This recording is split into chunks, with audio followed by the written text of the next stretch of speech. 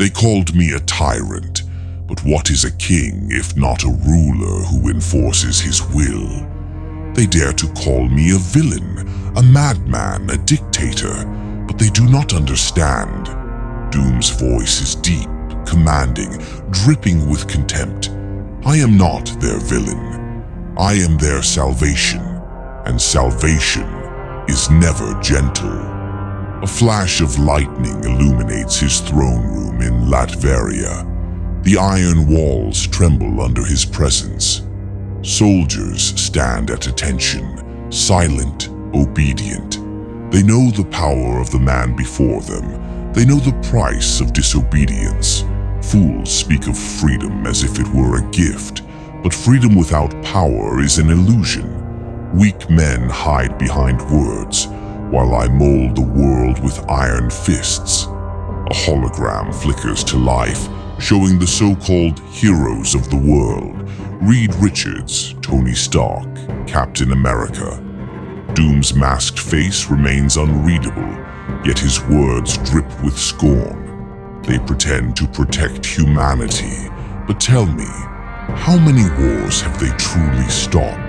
How many times has their weakness brought destruction upon the very people they swore to protect? Before he was the ruler of Latveria, before he was the feared Dr. Doom, he was Victor Von Doom, the son of a Romani healer, hunted by those who feared his mother's knowledge. He watched his parents die, betrayed by the very people they once helped. They burned my home, murdered my mother, left my father to freeze in the cold, and then they called me a monster? Doom's voice tightens. No, they created the monster. They forged me in fire, and fire is what I shall return to them. Exiled, beaten, left to rot. Yet Doom rose from the ashes of his suffering, his mind sharper than any blade, his rage hotter than any forge. He sought power, not for greed, but for revenge. Pain is the sculptor of kings, and I have endured more than any living soul. Now I am the hand that carves destiny itself. They whispered his name in fear. They plotted against him in the shadows. The so-called heroes who claim to fight for justice, hypocrites. They call me a tyrant, yet their hands are stained with blood. They wage wars in the name of peace, yet dare to judge me for enforcing order.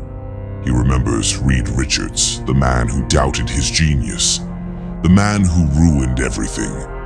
Reed Richards, you above all have stood in my way, but tell me, what has your genius given you? A life of regret, a family you cannot protect. While you waste your days playing hero, I build empires.